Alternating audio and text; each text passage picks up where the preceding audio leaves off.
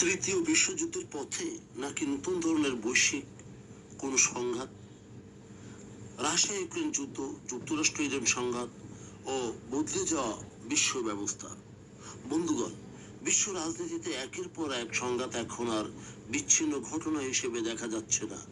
Russia Ukraine যুদ্ধ, যুক্তরাষ্ট্র Iran সংঘাত, মধ্যপ্রাচ্যের অস্থিরতা, উত্তর কোরিয়ার রাশিয়াকে সাময়িক সহায়তা, উপসাগরীয় অঞ্চলের ড্রোন ও ক্ষেপণাস্ত্র হামলা এবং হরমুজ প্রণালীর নিরাপত্তা সবকিছু যেন এক ভূ রাজনৈতিক জালের অংশ হয়ে উঠেছে। ফলে স্বাভাবিকভাবেই প্রশ্ন উঠেছে, বিশ্ব কি তৃতীয় বিশ্বযুদ্ধের দিকে এগুচ্ছে, নাকি আমরা ইতিমধ্যে এমন এক নতুন ধরনের বৈশ্বিক সংঘাতের মধ্যে প্রবেশ করেছি যার চেহারা প্রচলিত বিশ্বযুদ্ধের মতো নয়? ইউক্রেন যুদ্ধ কিভাবে মধ্যপ্রাচ্যের সঙ্গে যুক্ত হচ্ছে? রাশিয়ার ইউক্রেন আক্রমণের পর থেকে মস্কো ও তেহরানের সামরিক সহযোগিতা উল্লেখযোগ্যভাবে বেড়েছে। ইরানে তৈরি শাহেদ ধরনের ড্রোন রাশিয়া ইউক্রেনের বিরুদ্ধে ব্যাপকভাবে ব্যবহার করেছে। একই সময়ে রাশিয়া ও ইরানের সাথে সামরিক প্রযুক্তি, গোয়েন্দা সহযোগিতা ও নিষেধাজ্ঞা মোকাবেলার কৌশলগত সমন্বয় গভীর হয়েছে। 2026 সালে এই সম্পর্কের আরেকটি বিপজ্জনক দিক প্রকাশ্যে আসে। সেটি হলো, ইউক্রেন দাবি করেছে রাশিয়া উপসাগরীয় অঞ্চলে মার্কিন ও আরব মিত্রদের সামরিক স্থাপনার উপর নজরদারিতে ইরানকে স্যাটেলাইট গোয়েন্দা তথ্য দিচ্ছে। একই সময় ইউক্রেন উপসাগরীয় দেশগুলোকে ইরানি ড্রোন ও ক্ষেপণাস্ত্র মোকাবেলায় নিজেদের অ্যান্টি ড্রোন প্রযুক্তি অভিজ্ঞতা দেওয়ার উদ্যোগ নিয়েছে। অর্থাৎ ইউক্রেন এখন শুধু ইউরোপের যুদ্ধক্ষেত্রে রাশিয়ার মোকাবেলা করছে না, সংঘাতের একটি অংশ মধ্যপ্রাচ্যের নিরাপত্তা কাঠামোর সঙ্গেও যুক্ত হয়ে পড়েছে। কাস্পিয়ান সাগর যেন দুই যুদ্ধের সংযোগ স্থল। সবচেয়ে তাৎপর্যপূর্ণ ঘটনা হলো কাস্পিয়ান সাগরে ইউক্রেনের হামলা। জুলাই 2026-এর একটি ইরানি বাণিজ্যিক জাহাজে হামলায় একজন নাবিক নিহত হন।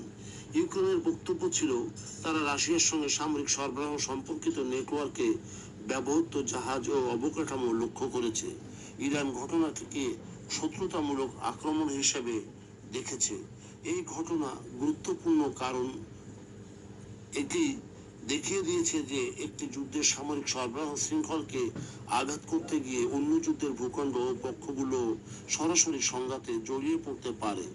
অর্থাৎ যুদ্ধের ভৌগোলিক সীমা আর আগের মতো পরিষ্কার থাকছে না। হরমুজ প্রণালী একটি আঞ্চলিক সংকট থেকে বৈশ্বিক অর্থনৈতিক সংকট। হরমুজ প্রণালী বিশ্বের অন্যতম গুরুত্বপূর্ণ জ্বালানি করিডোর, আর এই পথ দিয়ে তেল ও গ্যাসের বিপুল পরিমাণ আন্তর্জাতিক বাজারে যায়। ফলে সেখানে সামরিক উত্তেজনা শুধু যুক্তরাষ্ট্র বা ইরানের সমস্যা নয়, এর প্রভাব পড়ে এশিয়া, ইউরোপ এবং বিশ্বের প্রায় সকল অর্থনীতিতে। আগস্টে হরমুজকে ঘিরে উত্তেজনার কারণে জাহাজ চলাচল উল্লেখযোগ্যভাবে কমেছে এবং তেলের বাজারে নতুন চাপ তৈরি হয়েছে। 18 আগস্ট ব্রেন্ট অপরিশোধিত তেলের দাম ব্যারেল প্রতি $91-এরও উপরে উঠেছিল। হরমুজের পাশাপাশি লোহিত সাগর ও বাব-আল মান্দাব প্রণালী ও ঝুঁকির মধ্যে পড়েছে। ইয়েমেনের হুতিদের হামলা ও অবরোধের হুমকি আন্তর্জাতিক নৌ বাণিজ্যকে আরো অনিশ্চিত করেছে। এখানেই বর্তমান সংঘাতের একটি গুরুত্বপূর্ণ বৈশিষ্ট্য দেখা যায়, যেখানে দেশের যুদ্ধ বা দেশের জ্বালানি বা খাদ্য পরিবহন অর্থনীতির উপর প্রভাব ফেলেছে, যা প্রায় সকল দেশের উপরই। উত্তর কোরিয়া ইউরোপের যুদ্ধের এশীয় মাত্রা। রাশিয়ার সঙ্গে উত্তর কোরিয়ার সামরিক সম্পর্ক এই সমীকরণকে আরো জটিল থেকে জটিলতর করেছে। উত্তর কোরিয়া রাশিয়ার যুদ্ধ প্রচেষ্টা সৈন্য ও সামরিক সহায়তা দিয়েছে। রাশিয়াও এর বিনিময়ে পিয়ংইয়ংকে সামরিক ও প্রযুক্তিগত সহযোগিতা দিতে পারে এমন উদ্বেগ রয়েছে। ফলে ইউক্রেন যুদ্ধ এখন কেবল রাশিয়া বনাম ইউক্রেন যুদ্ধ নয়, এতে রাশিয়া, ইরান ও উত্তর কোরিয়ার মতো রাষ্ট্রের সহযোগিতা যুক্ত হচ্ছে। অন্যদিকে যুক্তরাষ্ট্র, ইউরোপীয় দেশ এবং বিভিন্ন এশীয় মধ্যপ্রাচ্যের মিত্ররাষ্ট্র নিজেদের নিরাপত্তা কাঠামো পুনর্বিবেচনা করছে। এটি অনেকটা জোটের যুদ্ধ, যদিও দ্বিতীয় বিশ্বযুদ্ধের মতো আনুষ্ঠানিক দুটি সামরিক জোটে পৃথিবী এখনো বিভক্ত হয়ে পড়েনি। তাহলে কি এটি তৃতীয় বিশ্বযুদ্ধ?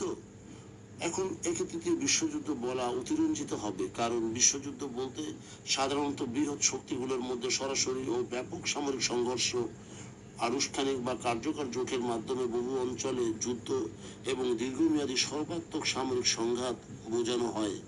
বর্তমান পরিস্থিতিতে যুক্তরাষ্ট্র, রাশিয়া ও চীন সরাসরি সর্বাত্মক যুদ্ধে অবতীর্ণ হয়নি, কিন্তু ঝুঁকিটা অন্য জায়গায়। আজকের বিশ্বে একটি সংঘাত অন্য সংঘাতকে অস্ত্র, গোয়েন্দা তথ্য, অর্থ, জ্বালানি, প্রযুক্তি, নিষেধাজ্ঞা ও প্রক্সি বাহিনীর মাধ্যমে প্রভাবিত করেছে।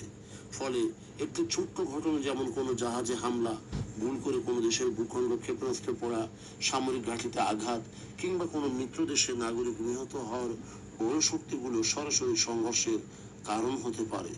এই ভুল হিসাব সম্ভবত বর্তমান বিশ্বের সবচেয়ে বড় বিপদ। আমরা কি তাহলে নতুন ধরনের বিশ্বযুদ্ধের মধ্যে আছি? সম্ভবত আরো যথাযথ ব্যাখ্যা হলো আমরা একটি গ্লোবালাইজড কনফ্লিক্ট সিস্টেমের মধ্যে প্রবেশ করেছি, যার বৈশিষ্ট্যগুলো রয়েছে যেমন যুদ্ধের ময়দান একটি দেশ বা অঞ্চলে সীমাবদ্ধ নয়। ড্রোন বা সাইবার হামলা, স্যাটেলাইট, গোয়েন্দা তথ্য ও দূরপাল্লার ক্ষেপণাস্ত্র যুদ্ধের সীমা বদলে দিয়েছে। রাষ্ট্রগুলো সরাসরি যুদ্ধে না গিয়েও প্রক্সি বা অংশীদার রাষ্ট্রকে সহায়তা করছে। জ্বালানি ও সমুদ্র পথকে সামরিক চাপের হাতিয়ার হিসেবে ব্যবহার করা হচ্ছে। নিষেধাজ্ঞা ও বাণিজ্যিক অবরোধ যুদ্ধের অংশ হয়ে উঠেছে। এক অঞ্চলের সংঘাত অন্য অঞ্চলের অস্ত্র, অর্থনীতি, কূটনীতিকে প্রভাবিত করেছে।